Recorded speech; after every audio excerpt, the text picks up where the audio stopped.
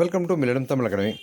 இந்த வீடியோவில் இந்த கிராம உதவியாளர் வேலை அதற்கான நோட்டிஃபிகேஷன் வந்து தொடர்ந்து தமிழகம் முழுக்க பல்வேறு மாவட்டங்களுக்கு வெளியாகிட்டு இருக்கு.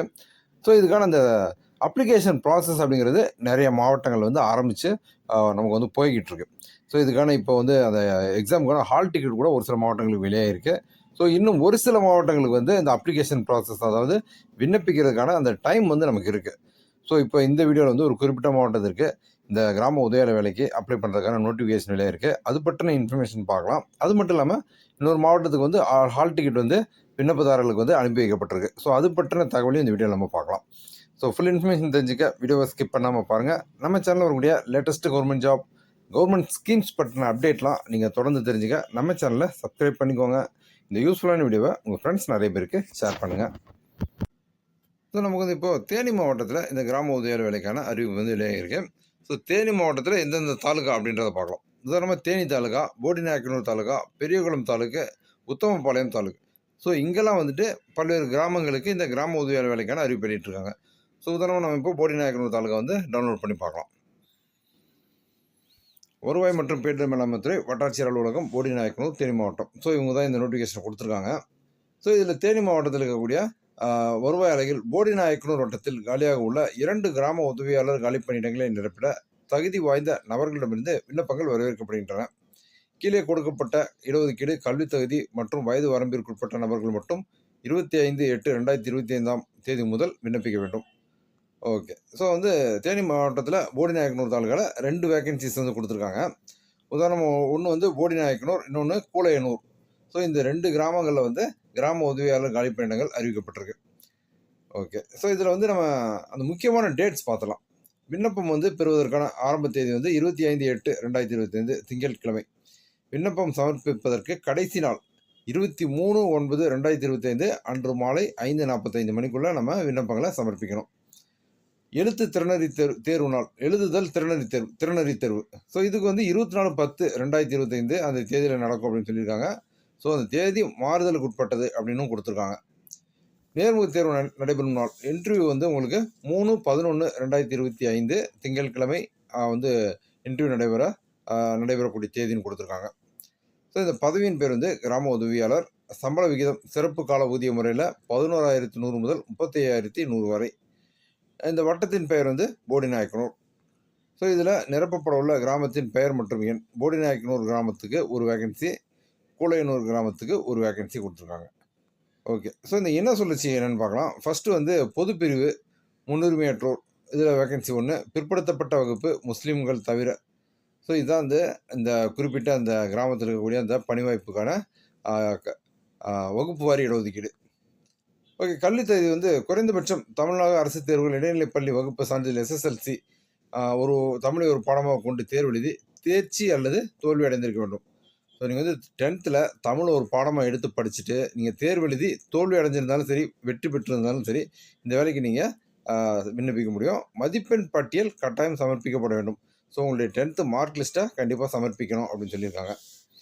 இதுபோக இதர தகுதிகள், விண்ணப்பதாரர் காலி பணியிடம் காலியாக உள்ள கிராமம் போடிநாயக்கனூர் வட்டத்தில் வசிப்பவராக இருத்தல் வேண்டும். ஸோ நீங்கள் வந்து அந்த குறிப்பிட்ட கிராமத்தை சேர்ந்தவராக இருக்கணும் அப்படின்றத சொல்லியிருக்காங்க. காலி பணியிடம் அறிவிக்கப்பட்ட கிராமத்தைச் சேர்ந்த விண்ணப்பதாரர்களுக்கு அக்கிராம பணியிடத்திற்கு முன்னுரிமை வழங்கப்படும்.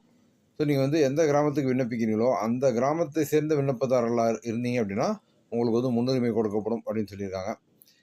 தமிழில் எழுத படிக்க தெரிஞ்சிருக்கணும், சைக்கிள் ஓட்ட தெரிஞ்சிருக்கணும், வேலைவாய்ப்பு அலுவலகத்தில் பதிவு செய்து மேற்படி பதிவானது நாளானது தேதி வரை புதுப்பித்திருக்க வேண்டும். ஸோ வந்து எம்ப்ளாய்மெண்ட் எக்ஸ்சேஞ்சில் ரிஜிஸ்டர் பண்ணி அதற்கான அந்த ரிஜிஸ்ட்ரேஷனை வந்து குறிப்பிட்ட தேதி வரைக்கும் நீங்கள் வந்து ரெனியூவல் பண்ணியிருக்கணும் அப்படின்னு சொல்லியிருக்காங்க. ஸோ இந்த வேலைக்கான வயது வரம்பு 1/8/2025 அந்த தேதி பிரகாரம் 21 வயது நிறைவு செய்திருக்க வேண்டும். ஸோ நீங்கள் வந்து குறைந்தபட்சமாக 21 வயசு வந்து கம்ப்ளீட் ஆகிருக்கணும். அதிகபட்ச வயது பொது பிரிவினருக்கு வந்து 32, அதாவது GT, OC, SC இவங்களுக்கு மிகாமல் இருக்க வேண்டும். இதர பிரிவினர் BC, BCM, MBC, DNC, SC, SCA, ST இவங்களுக்கு 37 வயதுக்கு மிகாமல் இருக்க வேண்டும். முன்னாள் இராணுவத்தினர் இருந்தீங்க அப்படின்னா பொது பிரிவினருக்கு 50, இடஒதுக்கீட்டு பிரிவினருக்கு 55 வயது. ஓகே. மாற்றுத்திறனாளிகள் நிர்ணயிக்கப்பட்ட வயது வரம்பிற்கு மேல் 10 ஆண்டுகள் வரை வயது வரம்பு பெற சலுகை உடையவர்கள் ஆவர். ஸோ மாற்றுத்திறனாளியாக இருந்தீங்க அப்படின்னா அந்த நிர்ணயிக்கப்பட்ட வயது வரம்போட 10 வருடம் வந்து உங்களுக்கு தளர்வு இருக்குது அப்படின்னு சொல்லியிருக்காங்க. ஓகே. விண்ணப்பிக்கும் முறை. விண்ணப்பதாரர்கள் தங்களது விண்ணப்பங்களை தேனி மாவட்ட அதிகாரப்பூர்வ இணையதளமான theni.nic.in அப்படின்ற அந்த இணையதளம் மூலமா நீங்க வந்து பதிவிறக்கம் செய்து கொள்ளலாம் அப்படின்னு சொல்லியிருக்காங்க. பூர்த்தி செய்யப்பட்ட விண்ணப்பங்கள் உரிய ஆவண இணைப்புகளுடன் 20/9/2025 அன்று மாலை 5:45 மணிக்குள் கீழ்காணும் முகவரிக்கு நேரிலோ அல்லது தபால் மூலமாகவோ அனுப்பப்பட வேண்டும். ஸோ தேனி மாவட்டத்தினுடைய அதிகாரப்பூர்வ இணையதளத்திலிருந்து நீங்கள் விண்ணப்ப படிவத்தை பதிவிறக்கம் அதாவது டவுன்லோடு செஞ்சுக்கலாம். ஸோ அதை முழுமையாக பூர்த்தி செய்து தேவையான ஆவணங்களை இணைத்து கடைசி தேதிக்கு முன்னால் விண்ணப்பங்களை சமர்ப்பிக்கணும் அப்படின்னு சொல்லியிருக்காங்க. விண்ணப்பத்துடன் இணைக்கப்பட வேண்டிய ஆவணங்கள். ஓகே. இருப்பிடச் சான்று, சாதிச் சான்று, வேலைவாய்ப்பு அட்டை நகல். ஸோ இதெல்லாம் நீங்கள் வந்து அட்டாச் பண்ணுற மாதிரி இருக்கும். ஆதார் அட்டை மற்றும் குடும்ப அட்டை நகல். ஸோ இதோட ஜெராக்ஸ் நீங்கள் அட்டாச் பண்ணணும். பள்ளி மாற்றுச் சான்றிதழ் மற்றும் கல்வி தகுதி சான்று ஒளி நகல். ஸோ இதெல்லாம் வந்து நீங்கள் ஜெராக்ஸ் அட்டாச் பண்ண போதும், ஒரிஜினல் எதுவும் நீங்கள் அட்டாச் பண்ண தேவையில்லை. உங்களுடைய பிறப்புச் சான்று, ஆதரவற்ற விதவையாக இருப்பின் அதற்கான சான்று, மாற்றுத்திறனாளியாக இருப்பின் அதற்குரிய அடையாள அட்டை நகல், முன்னாள் இராணுவத்தினராக இருப்பின் அடையாள அட்டை, 2 சக்கர 4 சக்கர வாகன ஓட்டுநர் உரிமம். ஓகே. 1/8/2025 அந்த தேதிக்கு முன்னால் நீங்கள் வந்து 2 சக்கர வாகனம் 4 சக்கர வாகனம் லைசன்ஸ் எடுத்துருந்தீங்க அப்படின்னா அதையும் நீங்கள் அதோடைய ஜெராக்ஸை நீங்கள் அட்டாச் பண்ணிடலாம் அப்படின்னு சொல்லியிருக்காங்க. ஓகே. இதற்கான இந்த விண்ணப்ப படிவத்தை நம்ம பார்த்தலாம். விண்ணப்பிக்கும் வட்டம், விண்ணப்பிக்கும் கிராமம், அது வந்து நம்ம தெளிவாக குறிப்பிட்டுறோம். புகைப்படம் ஒட்டுறதுக்கு ஒரு காலம் கொடுத்துருக்காங்க ரைட் சைடில், அதில் புகைப்படத்தை ஒட்டிடணும். விண்ணப்பதாரருடைய பெயர். ஸோ யார் அப்ளிகண்ட்டோ அவங்களுடைய பெயரை தெளிவாக குறிப்பிடுங்க. தந்தை கணவர் பெயரை தெளிவாக குறிப்பிடுங்க. பிறந்த தேதி, வயது, பாலினம், திருமண நிலை, அலைபேசி எண். ஸோ இந்த மாதிரியான இன்ஃபர்மேஷன் எல்லாத்தையும் தெளிவாக குறிப்பிட்டுருங்க. கல்வி தகுதி 10ஆம் வகுப்பு மற்றும் மேல்நிலை கல்வி மதிப்பெண் சான்று நகல் இணைக்கப்பட வேண்டும். ஸோ உங்களுடைய 10th மார்க் லிஸ்ட்டு, அதுக்கு மேலே உங்களுக்கு கல்வி தகுதி இருந்ததுன்னா அதோடைய மார்க் லிஸ்ட்டு நீங்கள் அட்டாச் பண்ணிடலாம்.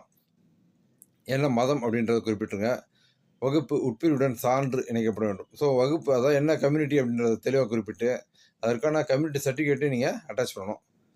சொந்த ஊர் வசிப்பிட சான்று இணைக்கப்பட வேண்டும். ஸோ நீங்கள் வந்து அந்த கிராமத்தில் தான் இருக்கீங்களா அப்படின்றதுக்கான வசிப்பிட சான்று வந்து நீங்கள் இணைக்கணும் அப்படின்னு சொல்லியிருக்காங்க. ஓகே. வட்டம், மாவட்டம். ஸோ அதெல்லாம் தெளிவாக குறிப்பிட்டுருங்க. நிரந்தர முகவரி குறிப்பிடுங்க. ஓகே. உங்களுக்கு ஏதாவது சிறப்பு முன்னுரிமை இருக்கா அப்படின்னா அதற்கான தெளிவான தகவலை குறிப்பிட்டுருங்க அப்படின்ட்டுருக்காங்க. ஓகே. முதல்நிலை பட்டதாரி, தமிழக அரசு பள்ளியில் தமிழ் மொழியில் பயின்றவர், ஆதரவற்ற விதவை, கலப்பு திருமண தம்பதி, முன்னாள் இராணுவத்தினர். ஸோ இப்படி எந்த கேட்டகரியில் நீங்கள் வந்து முன்னுரிமை கேட்குறீங்க அப்படின்றத தெளிவாக குறிப்பிடுங்க. வேலைவாய்ப்பு அலுவலகத்தில் பதிவு செய்திருப்பின் பதிவின் விபரம் நகல் இணைக்கப்பட வேண்டும். ஸோ நீங்கள் வந்து எம்ப்ளாய்மெண்ட் எக்ஸ்சேஞ்சில் ரிஜிஸ்டர் பண்ணியிருக்கீங்க அப்படின்னா அதற்கான தகவல் எல்லாத்தையும் குறிப்பிட்டு அது பற்றி அந்த பதிவுக்கான ஜெராக்ஸ் வந்து நீங்கள் அட்டாச் பண்ணணும் அப்படின்னு சொல்லியிருக்காங்க. குற்ற செயல்களில் ஈடுபட்டுள்ளீர்களா, உங்களுக்கு ஏதாவது கிரிமினல் பேக்ரவுண்ட் இருக்கா அப்படின்னு கேட்டிருக்காங்க.